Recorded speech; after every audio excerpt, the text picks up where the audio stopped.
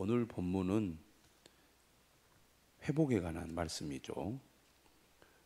축복과 저주에 관한 말씀을 하셨는데요. 특별히 29장에서는 우상 숭배로 말미암아 하나님께서 저주를 내려 그들이 하나님이 주신 땅에서 쫓겨나게 될 것을 말씀하셨습니다. 그런데 오늘 본문은 저주 후에 하나님께서 회복에 관한 말씀을 통해서 하나님의 궁극적인 목적이 어디에 있는지를 잘 보여주고 있습니다. 1절이죠. 내가 네게 진술한 모든 복과 저주가 내게 임함으로 내가 내 하나님 여호와로부터 쫓겨난 모든 나라 가운데서 이 일이 마음에서 기억이 나거든.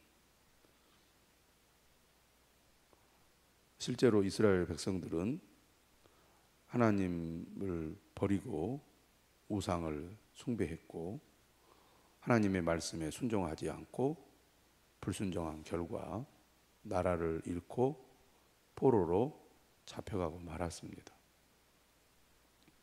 그런데 하나님께서는 이스라엘 백성들이 이렇게 되었을 때 그 쫓겨난 나라에서 하나님의 말씀이 기억이 났을 때 그들이 하나님께로 돌아와 하나님의 명령을 온전히 따라 마음을 다하고 뜻을 다하여 여호와의 말씀을 청종하며 하나님께로 돌아오면 하나님께서는 마음을 돌이키시고 긍휼히 여기셔서 포로에서 돌아오게 하시겠다. 이렇게 약속하고 있습니다.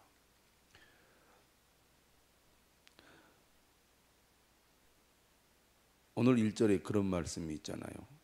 이 일이 마음에서 기억이 나거든. 하나님의 은혜로 가나안 땅을 차지했지만 시간이 지나면서 하나님의 말씀을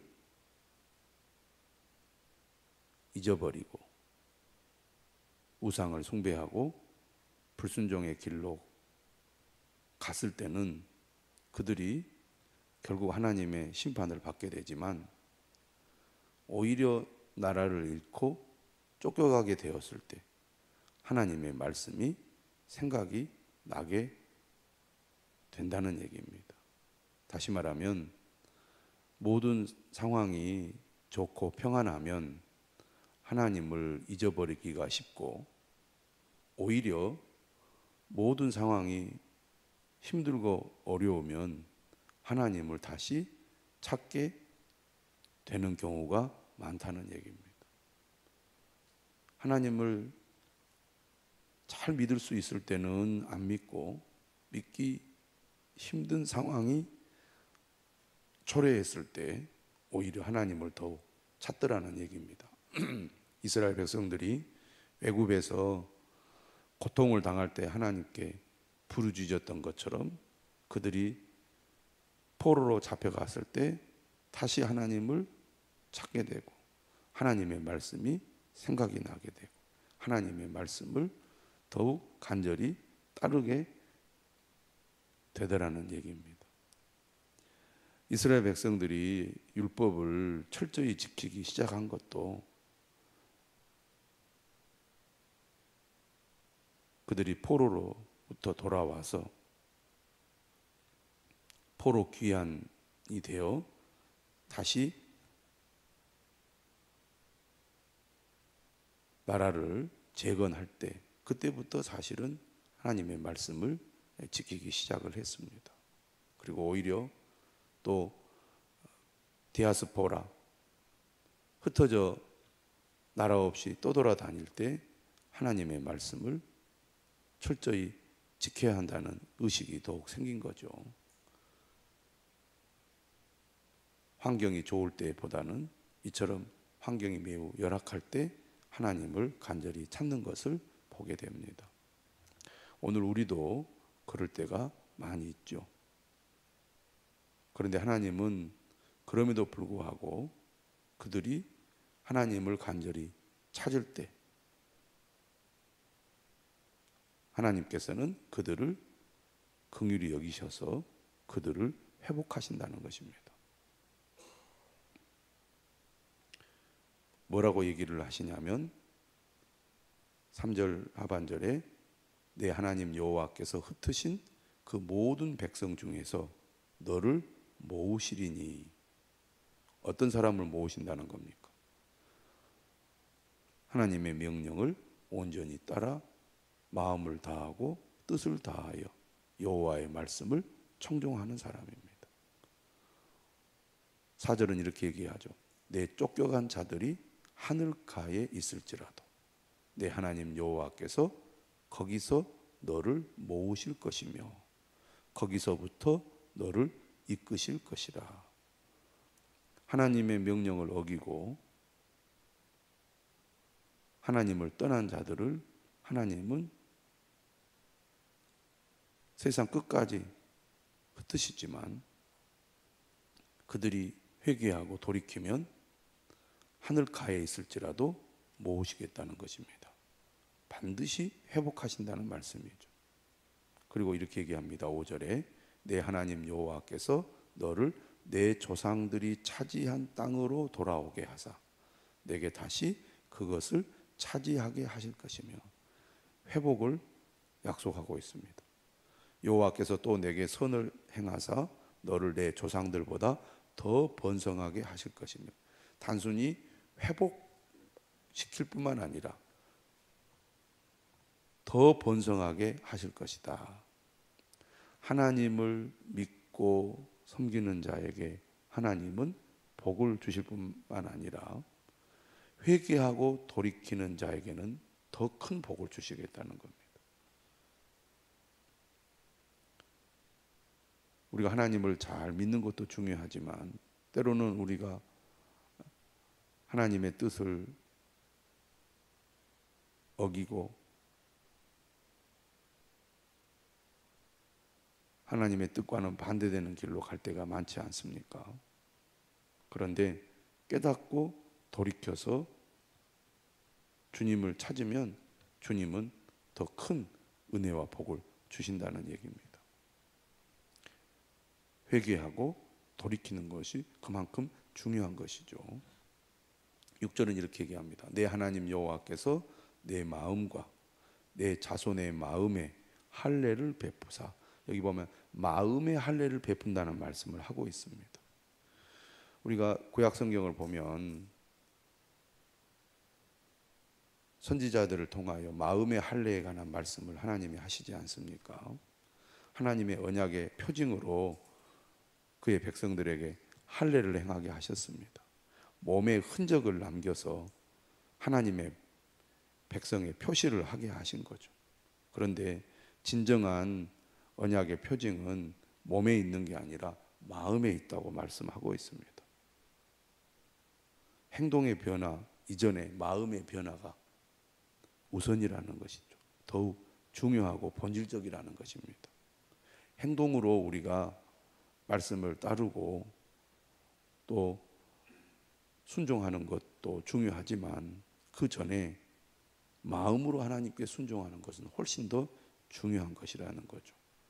행동은 습관이 되어서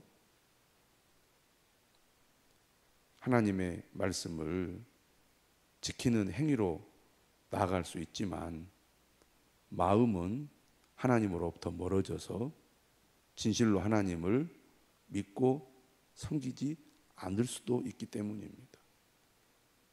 진정한 변화는 마음의 변화여야 한다는 얘기죠. 그래서 이렇게 얘기합니다. 너로 마음을 다하고 뜻을 다하여 내 하나님 여호와를 사랑하게 하사. 하나님의 말씀에 이 사랑이라는 이 단어를 매우 중요하게 다루고 있습니다. 그 마음으로부터 우러나와서 하나님을 섬기는 것이죠. 진정으로 하나님을 믿고 섬기는 사람은 마음을 다하고 뜻을 다하여 하나님을 사랑하는 것입니다. 그게 진정한 믿음이고 순종이라는 거죠. 어쩔 수 없이 억지로 마지못해 하나님을 따르고 섬기는 것은 하나님이 원하시는 것이 아니라는 얘기입니다. 하나님은 이처럼 포로로 잡혀간 이스라엘 백성들이 회개하고 돌이키면 그들을 회복시켜 주실 뿐만 아니라 더 번성하게 하실 것이라고 약속하고 있습니다. 그리고 그들이 진정으로 하나님을 사랑하기를 요구하고 있습니다. 그래야 생명을 얻게 될 거라는 것이죠. 하나님을 정말 사랑하는 사람은 어떻습니까? 8절에 다시 여호와의 말씀을 청종하고 내가 오늘 내게 명령하는 그 모든 명령을 행하게 되지요. 회복하여 다시 약속의 땅으로 돌아왔을 때 이스라엘 백성들은 반드시 하나님의 말씀에 귀를 기울여야 합니다. 그리고 그 모든 명령에 순종해야 되겠죠. 불순종의 결과 그들은 철저히 망하게 되었지만 깨닫고 돌이켰을 때는 다시 그 전철을 밟지 않고 하나님의 말씀에 철저히 순종하는 삶을 살아야 한다는 겁니다. 9절 10절은 이렇게 얘기합니다. 내가 내 하나님 여호와의 말씀을 청종하여 이 율법책에 기록된 그의 명령과 규례를 지키고 내 마음을 다하며 뜻을 다하여 여호와 내 하나님께 돌아오면 6절에 이어서 마음을 다하며 뜻을 다하여란 말을 반복하고 있습니다. 돌이키는 것, 회개하는 것, 하나님을 진정으로 섬기는 것, 하나님을 사랑하는 것, 마음을 다하며 뜻을 다하여 그렇게 해야 한다는 것이죠. 그것이 행동에 드러나고 태도에 드러나고 말에 드러나고 표정에 드러납니다. 하나님은 우리가 중심으로부터 온전한 변화가 일어나기를 바라는 거죠. 하나님의 은혜가 임할 때 가능한 겁니다. 이렇게 하나님을 진실로 따를 때 하나님 뭐라고 약속하십니까? 내 손으로 하는 모든 일과 내 몸의 소생과 내 가축의 새끼와 내 토지 소산을 많게 하시고 내게 복을 주시되 곧 여호와께서 내 조상들을 기뻐하신 것과 같이 너를 다시 기뻐하사 내게 복을 주시리라. 진정한 변화 그리고 진정으로 주님께 돌아오면 하나님이 기뻐하셔서 복을 주시겠다고 약속하고 있습니다. 우리 모두 이러한 하나님의 뜻을 알고 우리의 마음과 뜻을 다하여 하나님께로 돌아와 하나님을 사랑하는 우리 모두가 될 수 있기를 바랍니다. 이렇게 생각을 해요. 사람들이 어떻게 우리가 하나님의 말씀을 지킬 수 있을까요? 너무 힘들지 않습니까?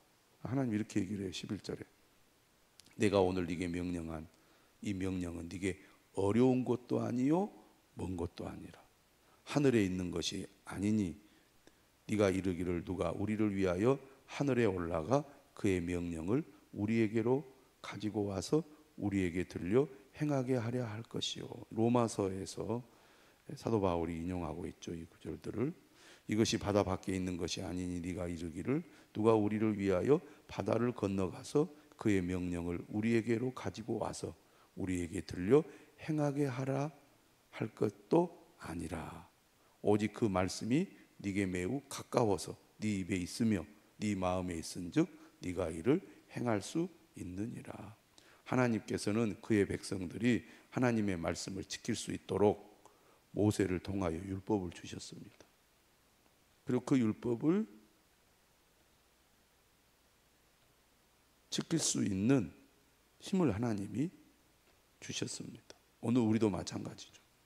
하나님의 뜻을 우리가 몰라서 지키지 못하는 거 아닙니다. 하나님께서는 우리를 사랑하셔서 우리에게 말씀을 주셨습니다. 어떻게 지켜야 할지 하나님은 우리에게 분명히 알려주신 거죠. 뿐만 아니라 우리가 그 말씀을 따라 살아갈 수 있도록 하나님의 영을 우리에게 보내셔서 하나님의 뜻을 깨닫게 하시고 또 하나님의 말씀을 지킬 수 있도록 우리에게 힘을 주고 계십니다. 하나님의 말씀을 지킬 수 없다고 핑계댈 수 없다는 얘기입니다. 몰랐다고 변명할 수 없다는 얘기입니다. 다시 말합니다. 하나님, 내가 오늘 생명과 복과 사망과 화를 내 앞에 두었나니. 선택은 백성들이 하는 것이죠. 생명과 복의 길로 갈 것이냐, 사망과 화의 길로 갈 것이냐. 하나님은 분명히 우리에게 말씀을 통해서 생명과 복의 길을 선택할 수 있도록 하셨는데 그 선택의 책임은 우리 각자가 지고 있다는 얘기입니다. 그래서 다시 강조합니다. 오늘 내게 명령하여 내 하나님 여호와를 사랑하고 그 모든 길로 행하며 그의 명령과 규례와 법도를 지키라 하는 것이라. 그리하면 내가 생존하며 번성할 것이요 또 내 하나님 여호와께서 내가 가서 차지할 땅에서 내게 복을 주실 것임이니라. 반복하고 또 반복하고 또 반복해서 하나님의 명령을 따르라고 말씀하고 있습니다. 오늘 이 하나님의 뜻을 우리가 분명히 알아야겠습니다. 어떤 일이 있어도 하나님을 등지고 불순종의 길로 가지 말아야겠습니다.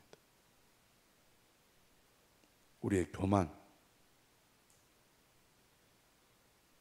우리의 욕심, 우리의 악한 생각으로 하나님을 반역해서는 안 될 것입니다.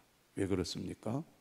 내가 만일 마음을 돌이켜 듣지 아니하고 유혹을 받아 다른 신들에게 절하고 그를 섬기면 내가 오늘 너희에게 선언하노니 너희가 반드시 망할 것이라. 너희가 요단을 건너가서 차지할 땅에서 너희의 날이 길지 못할 것이니라. 하나님의 뜻은 분명합니다. 순종과 불순종의 결과는 너무나 분명하죠. 그래서 오늘 말합니다. 너와 내 자손이 살기 위하여 생명을 택하고 내 하나님 여호와를 사랑하고 그의 말씀을 청종하며 또 그를 의지하라. 그는 내 생명이시요 내 장수이시니 여호와께서 내 조상 아브라함과 이삭과 야곱에게 주리라고 맹세하신 땅에 내가 거주하리라. 반복하고 또 반복하고 반복하여 하나님께서 말씀하고 있습니다. 우리가 하나님의 택함을 받아 예수 그리스도 안에서 하나님의 자녀가 되었습니다. 우리는 오늘 이 말씀을 어떤 일이 있어도 잊어버려서는 안 되겠습니다. 어떤 일이 있다 할지라도 끝까지 주님 붙들고 주님을 따라 살겠다고 결단하는 이 아침 되시기를 바랍니다. 반드시 하나님께서 말씀대로 우리의 삶을 이끌어 주실 줄 믿습니다.